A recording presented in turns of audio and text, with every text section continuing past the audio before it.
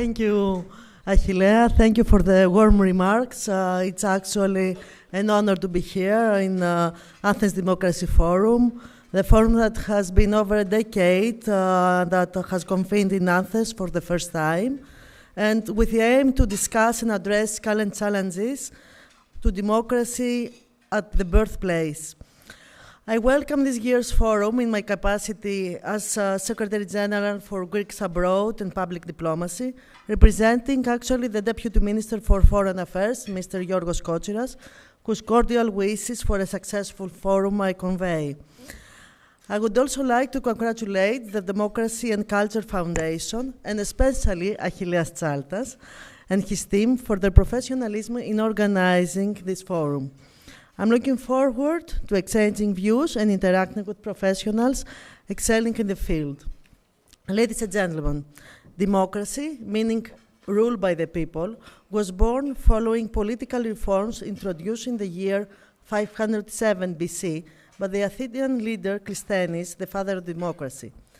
The Athenian democracy was the first known democracy of the world, as we all know. It was one of the most enduring contributions of ancient Greece to the modern world. This system of direct democracy paved the way for today's representative democracies across the globe, which became the very essence of the so-called Western world. However, the beginning of the 21st century highlighted a series of challenges to democracy that need to be addressed.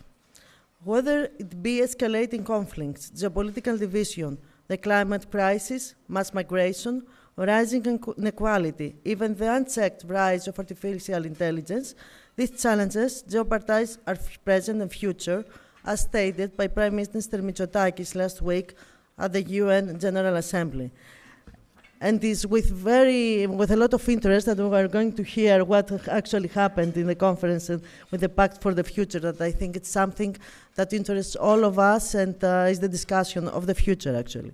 Speaking of the UN, as Achilleas said, I would like to remind that the 3D motto we had at the successful candidacy to the United Nations Security Council, the 3 Ds stand for democracy, dialogue, and diplomacy. All three words are of Greek origin and nowadays have acquired a universal meaning. They are of rich and monumental significance, setting out a powerful message to the world. Dialogue, dialogos, the act of exchanging reasonable arguments. According to Socrates, dialogue was the path to truth, the path to knowledge. Diplomacy, diplomatia, at its root, we find the word two. Diplomacy is based on dialogue between two parts, peoples and nations, to overcome differences and arrive at common solutions. Democracy, demokratia, it literally means power of the people. Born in ancient Athens, democracy is also based on dialogue, the open exchange of arguments in the agora. There are no silent democracies. The 3 Ds will not only be our core principles during a tenure in the UN Security Council for 25-26, as Achilleas stated before, they already constitute the compass for elaborating and implementing a policy in the Ministry of Foreign Affairs, in particular in the General Secretariat for Greeks Abroad and Public Diplomacy. We are convinced that they constitute the appropriate response, the key in addressing main issues and challenges in the modern world. Public dialogue and interaction are incorporated in public diplomacy as well, in influencing foreign publics, in persuading for the right of just causes, for promoting national interests. In this context, our experts, bearers of Greek values and finest traditions, are valuable representatives of Greece abroad, to their fellow citizens in the countries in which they live and thrive. Giving priority to public diplomacy in order to reach foreign public opinion, the Ministry of Foreign Affairs has elaborated a strategic plan for the period 24-27. Its core objective is to communicate abroad, among others, reforms, green initiatives and action to address climate change, cultural heritage, contemporary art and sport, Greek studies, educational and scientific exchanges, use of digital media to countering fake news, strengthening ties for Greeks abroad, and protecting the rights and interests. Bearing in mind the prominent role that our vibrant diaspora has played through the years, The 24-27 strategic plan for Greeks abroad is under elaboration under the coordination of Deputy Minister Kotsiras and the supervision of Minister Gerapetritis, aiming at maintaining and further strengthening the ties of our expats with the Metropolitan Center. The strategic objectives of the plan include supporting and developing networks and structures of diaspora, promoting Greek language, history, and culture, reaching out to the new generation of expats, inspiring and mobilizing them, encouraging diaspora entrepreneurship and innovation. As our expats share core values and principles with both their countries of origin and the country of residence, they can operate as bridges, promote dialogue and mutual understanding. Ladies and gentlemen, Greece, being the birthplace of democracy, remains mindful of the importance of our three core principles: dialogue, diplomacy, democracy. We consider as our supreme duty to stay committed to them and act accordingly. Thank you very much for your attention.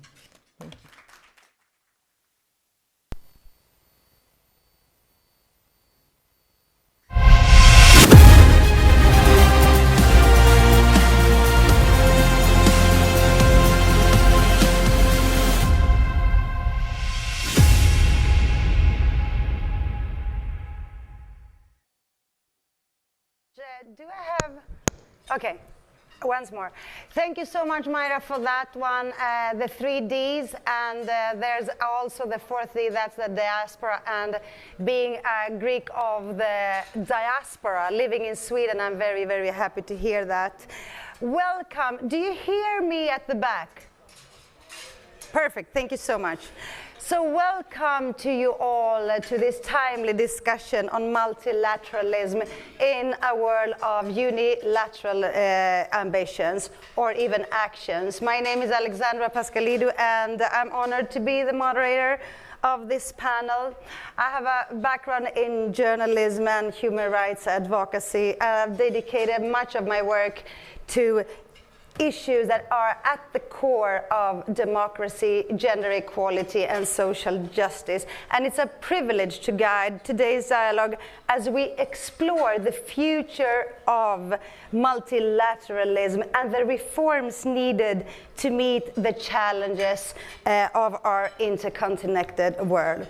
And our first panelist for today is Jens Orback, who is the Executive Director of the Global Challenges Foundation, an organization dedicated to addressing global risks such as climate change, weapons of mass destruction, biodiversity, conflict, and pandemics. And Jens and I go way back. We used to work for Swedish TV many years ago, but he transitioned from journalism to politics and served as the minister, Sweden's Minister for Democracy, Integration, and Gender Equality. And Jens' remarkable journey from media to high-level government roles illustrates his commitment to the public and the global governance. So with his extensive experience in government, human rights, and global risks management, Jens will share with us some key insights from his recent participation in the Summit of the Future, where discussions focused, as you know, on how we can tackle the global challenges.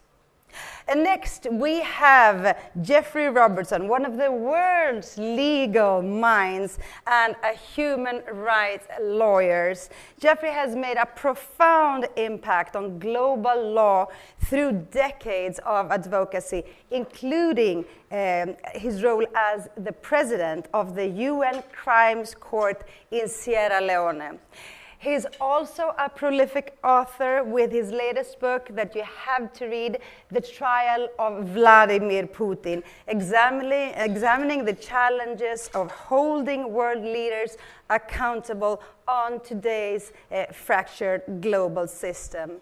And also, not to forget, Geoffrey Robertson's tireless advocacy for the return of the Parthenon marbles to Greece showcases his profound commitment for justice. You can give him an applause for this one. Our final panelist is Chido Mpemba, the African Union's Special Envoy on Youth, appointed in 2021 as the youngest senior official in African Union's history. Chido represents the voices of over 870 million young Africans across 55 member states.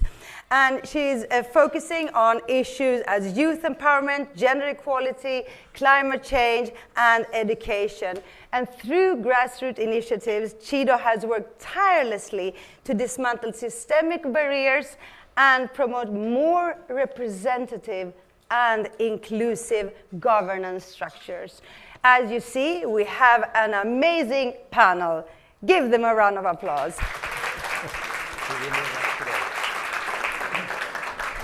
So I would like to start with you, Jens. The Global Challenges Foundation has played a pivotal role in making this panel, this conversation possible. What motivated you to take this initiative? Well, thank you for the applause. I hope we will get some at the end of the session as well then. Well, actually, I grew up in the family in a nursery room with some brothers and sisters that were older than me.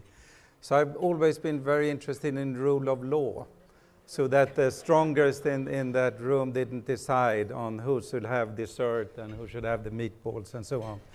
And that, I think, led me into politics. And last year, when I was here, it was a very interesting conference. We were talking about, under the theme of, do we dare to hope, about autocracy, freedom of speech, human rights, climate changes, fact resistance. But in many of these discussions, we were then dealing with democracy seen from a national perspective or a local perspective. And this is difficult, but I think the main challenges actually to us as humans today are crossing our borders. We are to be very serious saying that we might even be outside operation space. So now I'm going to use some Greek words that are challenging us. It's biosphere, hydrosphere,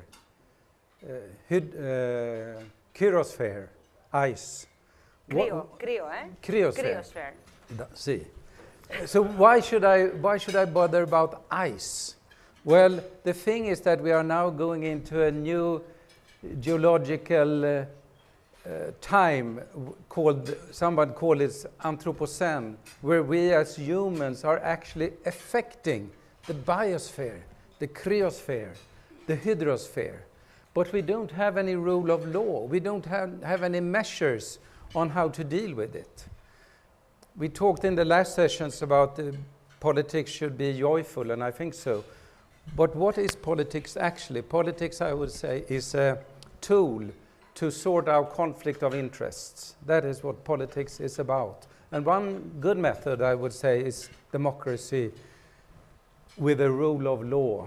You choose someone, could be affected by a citizen assembly, that could have the legitimacy to have legal binding decisions for law.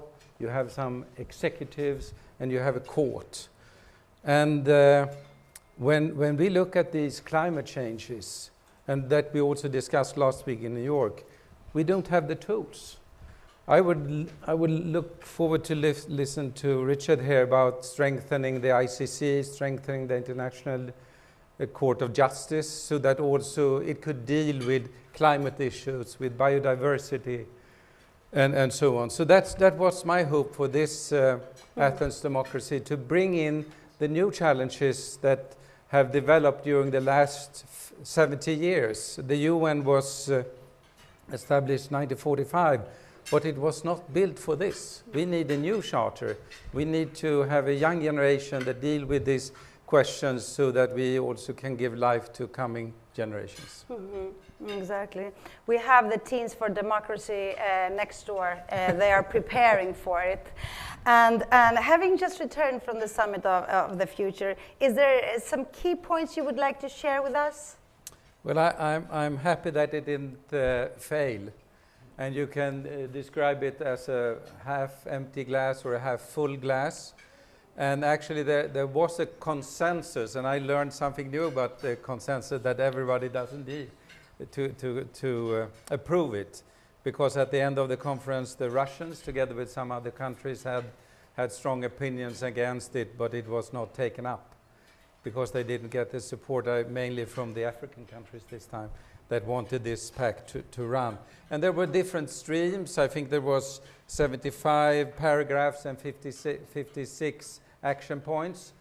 And that they are a starting point, I would say. They don't have, as I read in your article, Georgios Kostakos, they don't have money with them, they don't have timelines, but they're a starting point to have certain streams. And these streams is peace and security, it's science, it's coming and future generation, it's global governance. So in these different fields, there were some writings and discussions, and they could be a starting point for a lot that needs to happen. And it also needs to happen in some sort of justice, because these big gaps in countries and between countries are also paralyzing the development, I would say.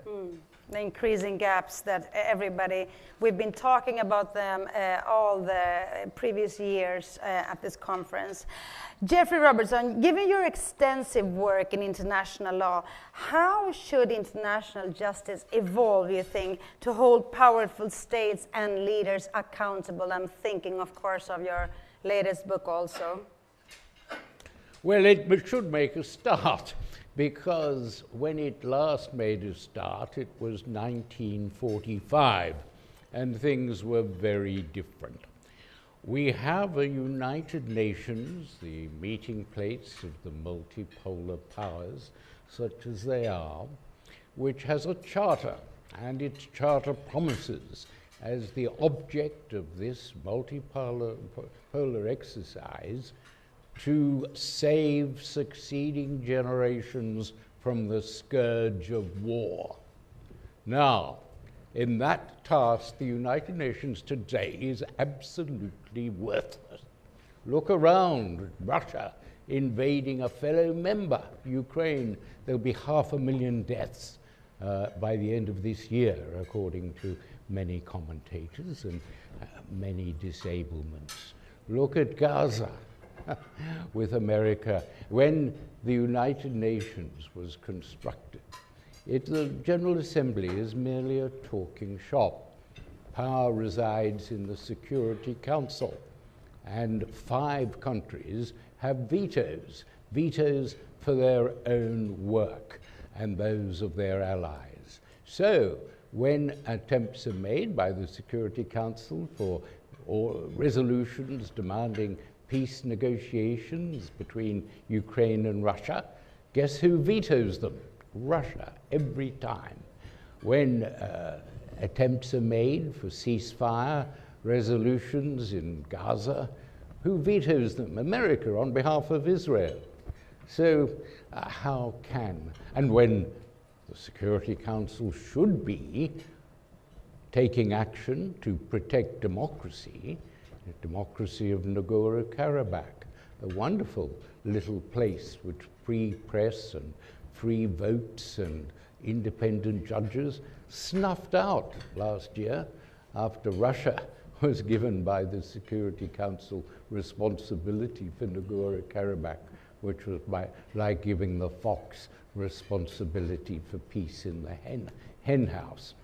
So Africa, 7 African countries have fallen in the last 2 years from democracies to army coups. Again, we have look at Myanmar with Aung San Suu Kyi under house arrest, at least better than imprisonment. And I could go on. I won't. The Security Council has been worthless in protecting democracy. And give you this example. Suppose that Russia put a nuclear bomb in Kiev tomorrow. Any country that has any organization that has a member that so acts as to betray its very foundation would expel it. Even the poor old League of Nations in 1938 expelled Russia after it had invaded Finland. What would the United Nations do after that nuclear bomb hit Kiev? Would it expel Russia? No, it wouldn't, because you can only expel a country from the United Nations if the Security Council agrees. You can only expel it on a Security Council resolution. So, of course, Russia would veto any attempt to expel it. So, what's to be done? No one has been prepared to argue for stripping the veto, because that would be vetoed by America, by China, and by Russia. So, what is to be done? There are two ways, simple way and the hard way.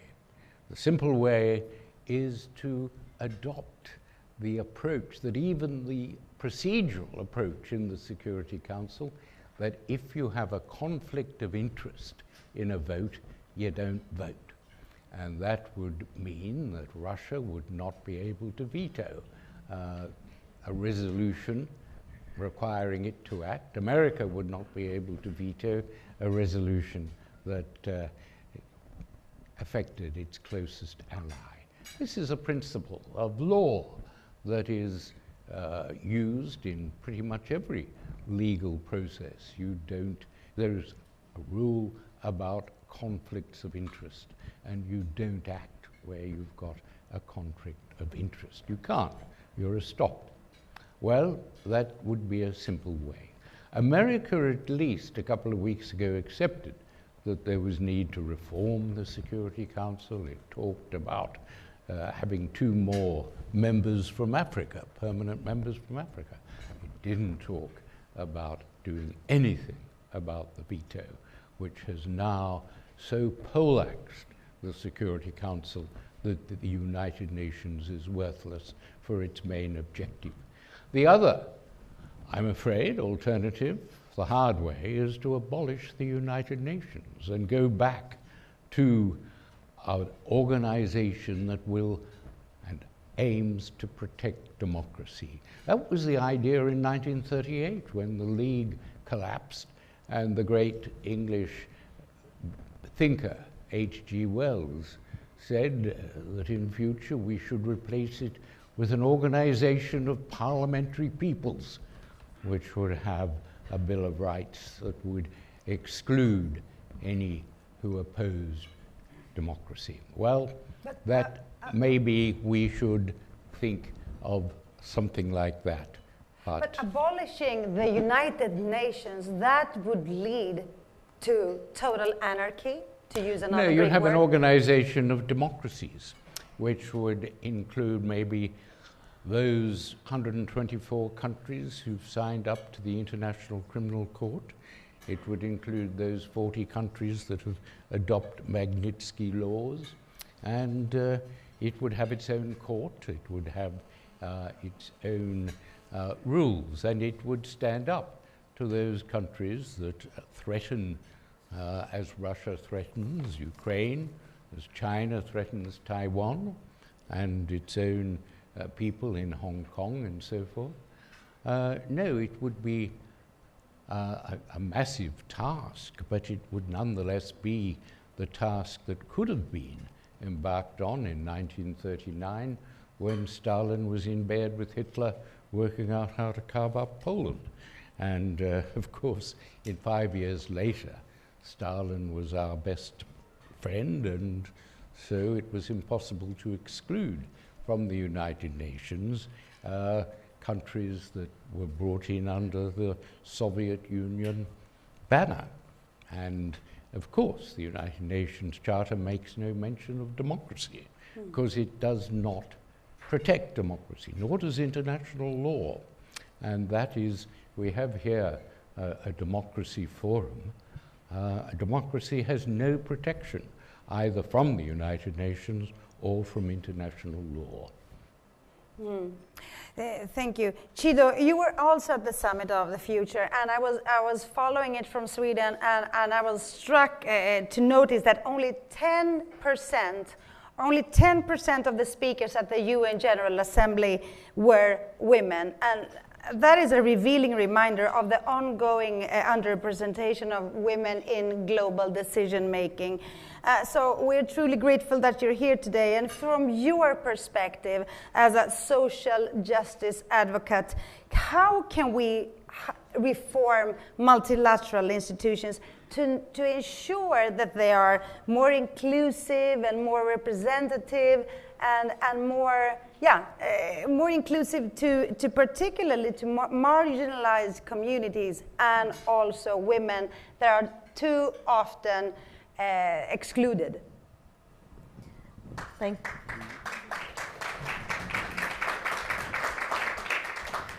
you. First of all, thank you for having me. And just to answer your question, I think it starts with our member states, and I'm taking this from the context of Africa. For instance, the member states that we have as part of, the United Nations, which is made up of the member states, but I think it can also be best practice across other countries that are not necessarily from Africa. We need to start at the context of our national policies. We need to start at the context of each and every member state and government. And then from there, take it to the United Nations. I think we need to challenge, in fact, with our governments. From my end, because I represent the largest demographic group on the continent, which is the youth, but also majority of people that are affected by the issues in Africa are the young women. So as a result, it also takes a partnership where we had to challenge and ensure that from the member state level, from the government level, they have more intention in bringing youth voices and young women's voices to the main decision-making table. Secondly, we need to look at people with the lived experiences, because when we go to I just came yesterday from New York, where I was participating at the Summit of the Future and UNGA, but you find that in most conversations and discussions that happen, most of the time we don't have the people from the marginalized communities with the lived experiences. Lastly, I would also say that it also takes individual capacity, because in anything that we try to build and to make impact, it makes a contribution that comes together from individual capacity and multi-stakeholders, being able to put, have that effort. If I can give a specific example, which is also just a coincidence, this specific panel, and we have the strategic advisor from the Global Challenges Foundation. But if you may allow me to use this example, for the UN Summit of the Future, we partnered with the UN Foundation and the Global Challenges Foundation to ensure that we brought the voices of the marginalized community to New York. I had a delegation of women, over 7 women that came from different parts from Africa that are marginalized and that also had stories that they could tell and bring to the table. And this came from such an initiative. We called it Africa's Panel of the Future, because we were quite clear that if we're coming to the Summit of the Future and it's discussing the future, majority that are going to be affected are the young people from Africa. Now within this initiative, we also ensured that they're not just on the sidelines of the rooms, but they were also mainstreamed into the decisions or through the Pact of the Future, but also into mainstream conversations. We concluded our engagements just this Friday with the town hall meeting of these young women and the UN Deputy Secretary General, which was premiered on BBC just last night. And the reason I'm bringing this forward is because it's also important that we leverage on the mainstream media, we leverage on the policymakers that can further amplify, but then bringing to the table the examples of the people that are faced with most of the challenges we're faced with in Africa today. Now, from a systematic point of view, you did mention that 10% of the women that spoke, during the UN, only 10% were women. But from a systematic point of view, I think it also has to do with the policies internally. Can we have a quota of some sort that actually indicates that if we're going to have first of all, we need to have a specific percentage of women that we target to come to these meetings, but we also need to hit this target in terms of those that are going to speak. I'll give an example of the African Union, although it's in a different context, but we have a quota. At the African Union, The African Union is supposed to have 35% of young people, and is supposed to have 50% of women in leadership positions and mainstreamed into the African Union. And I think we need to, do something similar with the United Nations and have quotas in place as well. Yeah. Thank you so much. If you look at the pictures of the Politburo, if you look at the pictures of the Chinese Supreme Group, hundreds of them, not one woman visible. One elderly woman I noticed in the last time I watched President Xi and other politicians. Look at the team, look at the group that ordered the invasion of Ukraine under Putin's tutelage. Not one woman in those command positions. And that may be the difference. I mean, at least the UN has 10%. There's certainly not 10% in leadership positions in authoritarian countries. Jens. An idea where it is free and fair election. We had the challenge in Sweden that the women's movement said, we are only going to vote for a party that has every other woman on the list. And that spread to the other parties. So, and that is not a law, but it's a norm. Every party has that. So there is 50% in the parliament. Because the woman said, we're not going to vote for a party that discriminates women. That was an idea. But then you need free and fair election. Exactly, and there is so much we can discuss when it comes to multilateralism, and I'm also thinking, Chido, about the growing gaps that Jens also mentioned here, the growing gaps not only between gender and generations, and the financial inequalities growing around the world, but also the gap between the global south and the global north. And the loss of faith and trust in media, in politics, and so on. So finally, I would like to ask you, the three of you, if you could briefly just summarize what is needed, what kind of reforms, if you would govern the world, what would you do in order to enhance, in order to ensure multilateralism and to make us all thrive? What would you do in order for peace and prosperity for more than a few? What would you do, Jens? Organize. Organize. Organize. I think actually many of Russia, for instance, at the Summit of the Future, they were looking for Africa as some sort of alliance. And Africa didn't go that way this time. But I think Africa, with a strong, organized African Union, could be a very important player. I think the OECD countries are feeling threatened by the BRICS countries, Brazil, China, and the others, India. They are growing. It's a power game under this. And I think one fellow that is very important here is President Lula, who has also asked now for Security Council reform. So organize in your small community, in your country, cross-country. I think that is the strength. I shouldn't talk more, but Sweden was one of the poorest countries 200 years ago. I think it was the popular movements, it was the labor movement, it was the women's movement, it was the green movement that actually changed the power game. And with a lot of struggle, and yeah, exactly. Thank you so much, Jens.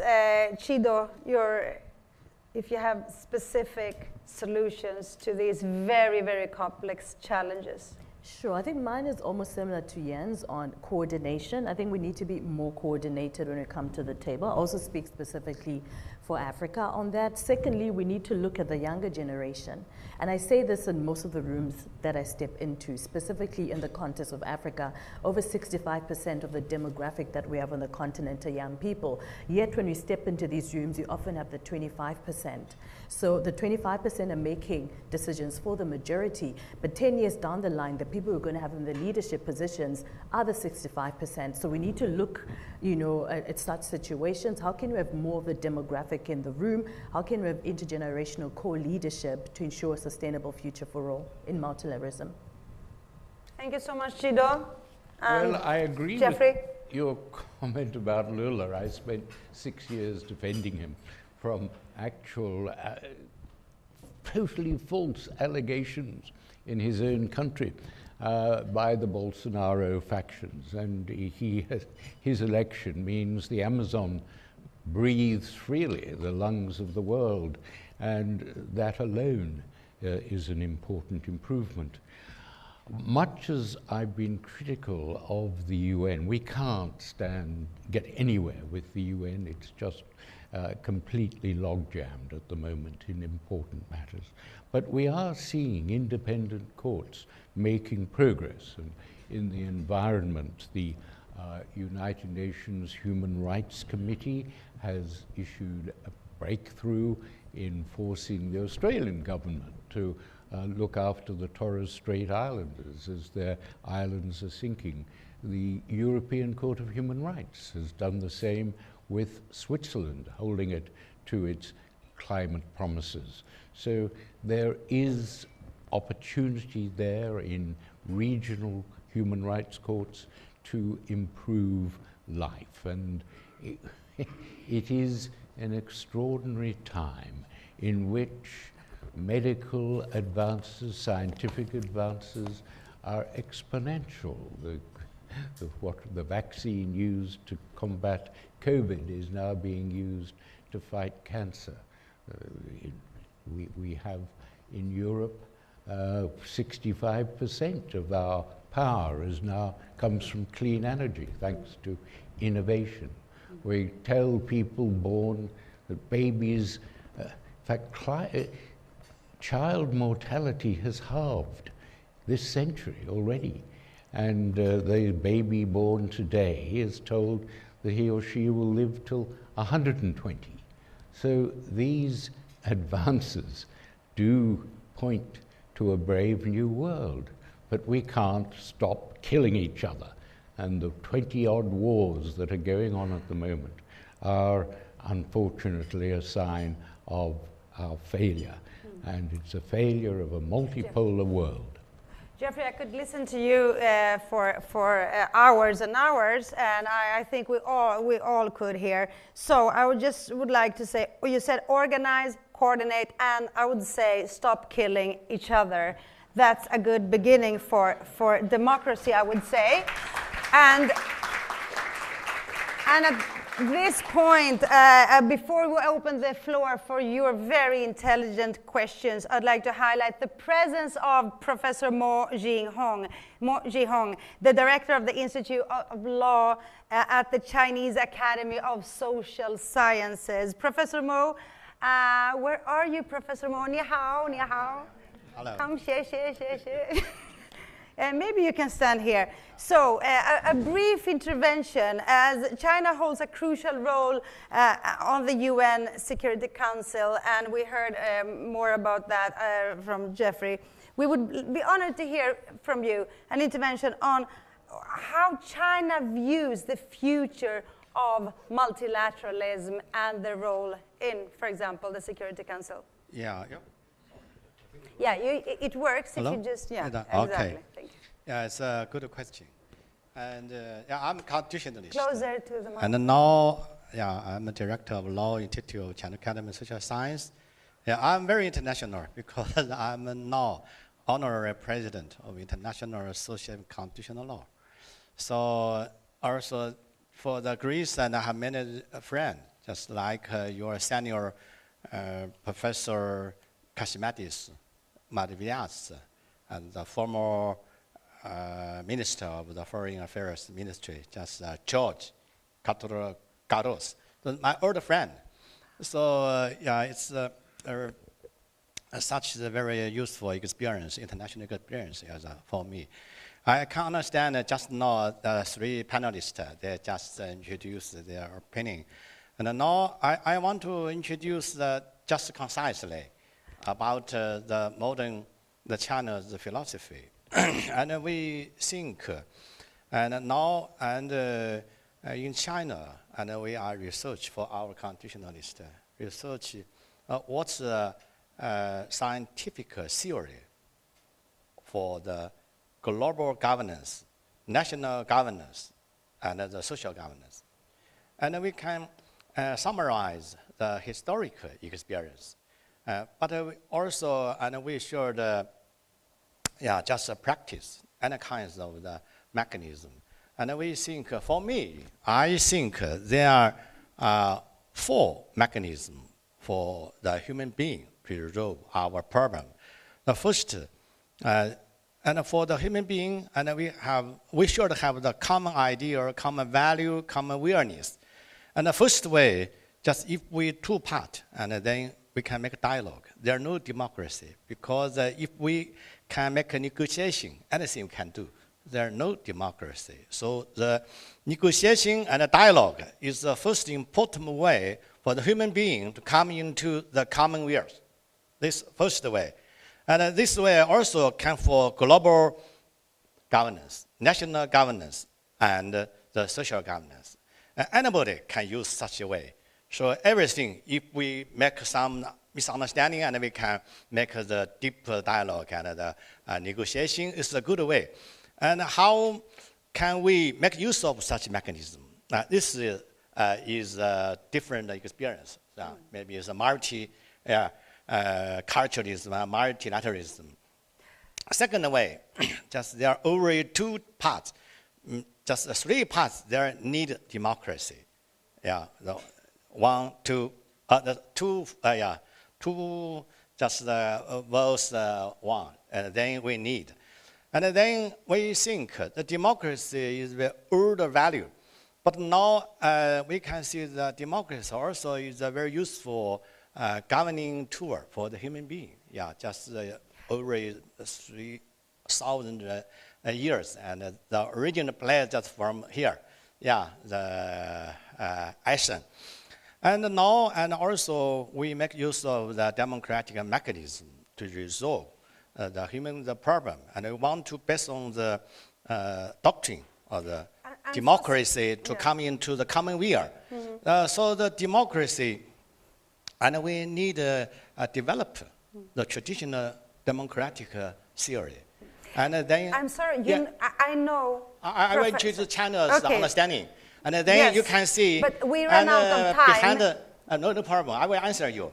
Behind the democracy. And we need to research the human relationship. The democracy just research the ordinary people and the people representative, their relation. So we can divide such a relation into 3 stages. First of all, maybe the democratic election. We want to just get the legitimacy and the reasonability of the people's representative. So democratic election is very important. And then, after election, and how can we deal with the relation between the people and the people representative? There is a whole process. And from standpoint to the next term here, and also we should ask the people's representative to perform their duties, liability. And we should allow the people to supervise the behavior of the people's representative. Here is the democratic mechanism, technique. So it's also a very important rule, and this is the core of the modern democracy. And the third stage, just democracy is not a derogation, it's not a food. Democracy should be useful for the ordinary people, so we need to evaluate the efficiency, effectiveness of democracy. And we can ask ordinary people to evaluate the government's behavior. We needed the control and limited the power of the parliament and also the people's representative. So here the 3 factors is very important to establish the modern scientific democratic theory. Yes. You know, and another way is the rule of law, and another way is the human being. Yeah. And it's the 3 mechanisms we should combine together and make the balance. So any governor and just politician, very great politician, they should consider how to combine all the function of the dialogue, the human dialogue and the human democracy and the human rule of law and the human rights together. And this we really appreciate. You're a true philosopher. I have to say, you're a true philosopher. And I mean, we want to listen to you. The thing is this. I'm not only a moderator, I'm also the time police. And I see Antigone and Achilles watching me from there, which means I only need one, and this is a big challenge, I know, for such an intelligent professor as you. I only need one sentence, one phrase about China's view on multilateralism and the Security Council. Okay. Just for democracy. Okay, just for democracy. In China, and we know just maybe 10 years ago, and we pay attention to the whole process, people's democracy. We should pay attention to standard point, to the final point, the three factors. We need to pay attention to the democratic election, but not all. After election, how can we supervise the government's behavior, supervise and the people representative behavior is very important.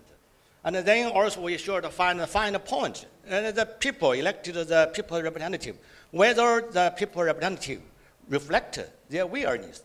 So the people have the right to evaluate, to supervise. So here we use the whole process, people's democracy, to establish the modern scientific democracy theory. So now this is our conditional is the new idea. Yes. So maybe this can reflect the multilateralism in the democracy. Thank you so much, Professor Mo Jihong, and you will sit and you will be able, all of you, a big round of applause. Thank you. Mo Jihong. And also I heard also Democratic Forum. I want to invite, if you are very interested in our Democratic Forum, next year, I will invite you. Share. I'm telling you, we're continuing our discussions with the panelists. I mean, we're very lucky today because the panelists are going to join different tables for further dialogue. You can keep talking to them. And I would like to express a heartfelt thank you to the panel, to Geoffrey, to Chido that is coming back. She had to run away for 2 minutes. And to all of you participating, and of course to Achilles Saltas and the Athens Democracy Foundation for bringing us all together. Thank you so much, and to the global challenges. So take your time and discuss with all the panelists, please. Jens, vad tänkte du? Yeah, some questions. Do we have a question, by the way? Bravo. Okay, we have questions. You talk. Hi, my name is Mario. I hope you can hear me. My question, Mario. My question is, as you have both been observing the operations of the UN, and we see so many crimes going unpunished, what kind of message this sends to societies when we are asking societies to become more democratic, more lawful, but at the same time we see that on the top, people are going unpunished. Exactly. Thank you. Great question. So, unpunished. They go unpunished. What signs and signals does that give? I think that the nations are a rather selfish body. I've been representing my country in different discussions, and you often have the mandate to negotiate what's best for your country. But that doesn't work anymore, because if you can't see what's the best for all of us in the room, we are going in straight to, well, in first class maybe for some, but to a very difficult place. So, and that will not change unless we have some sort of engagement and science that brings up from the bottom and say, this is not okay. And sometimes we also complain about politicians. But I would say politicians don't have the mandate for that change. They are not voted for. You can see that in Europe now, authoritarian nationalist governments, they are not given the mandate to deal with these global issues today. So what we need, I think, is actually strong movements to have a change. That is what, this is a power game. And if we don't have that, and if we don't have politicians with legitimacy, they should not go into law. Legal rights and legitimacy goes hand in hand. And as voters, we haven't given them that mandate, I would say. Thank you so much. Geoffrey, no, you don't want to answer. So next question, we had another. Yes, please. Oh, sorry. Yours.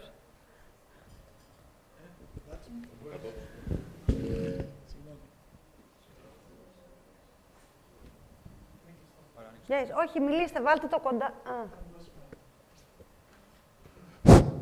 Georgios Kostakos, from the Foundation for Global Governance Sustainability and former UN official.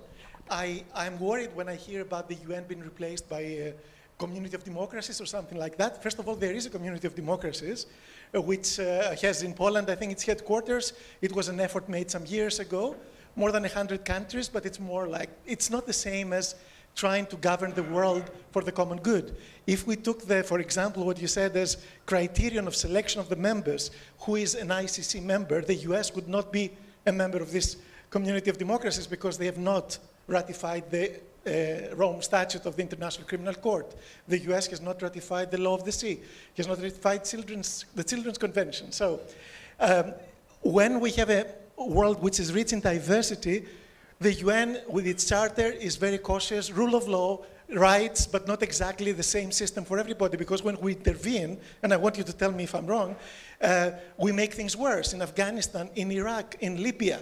If you try to regime change from outside, if it's not mature for the people there. So we have to live together, and I think this UN takes a lot of improvement with our participation and leadership, but it's not to be replaced with something that would represent only part of the world. I think that would make it better, but I want to hear what you think. Thank you. So the question was, thank you.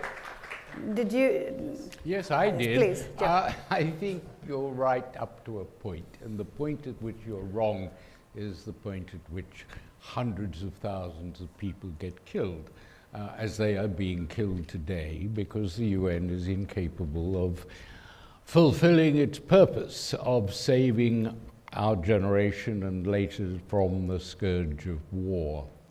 And so we should go back to the planning of 1938, if you will, the ideal of parliamentary peoples joining together to protect the form of governance that began here 2,500 years ago. And of course, today only attracts 54% of the world's population, 92 countries. We apparently are either dictatorships or authoritarian governments or royal governments or whatever, but are not democratic governments. Can democracies get together, including the United States, even despite its hang-ups about international the International Court and many other things, with India, Australia, Europe, the 29 countries of the European Union, the countries of South America, and so forth.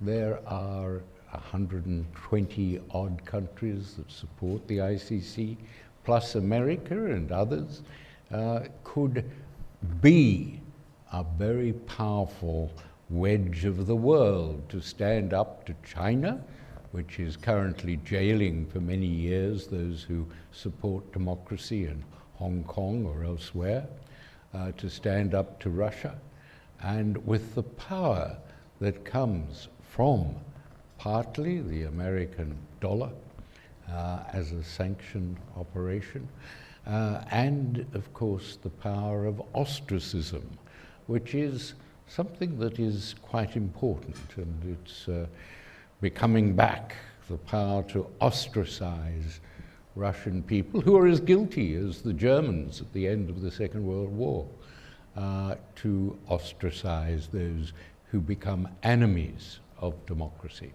So, you know, I think that putting all our money into the UN is perhaps, it's no longer producing results. It no longer can produce results, and we might look elsewhere because democracy otherwise has no protection. If this is a moment of truth, that's the truth today, and we might start at least envisaging an alternative system of government and of law that will give support to democracy and will protect democracies that are falling all over the place in the world today. Thank you so much, Geoffrey. Would you like to add something on that? I think it's an important and a rather difficult question whether we should have a League of Democracies or a UN, and maybe there could be something in between, that you have more stronger incentives actually as a country to behave. I think that in the European Union it's been successful to have some sort of soft power. If you are in this club, you need to live up to these requisites. It's the Copenhagen criteria. And maybe if you have a League of Democracies, yeah, you could have some benefits from that.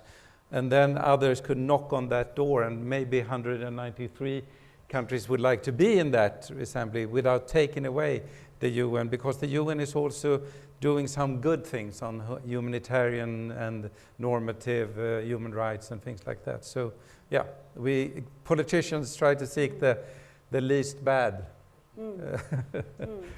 option here. Yes, and I think we have a last question over there. So please think. Hi, my name is Maira Ibrahim.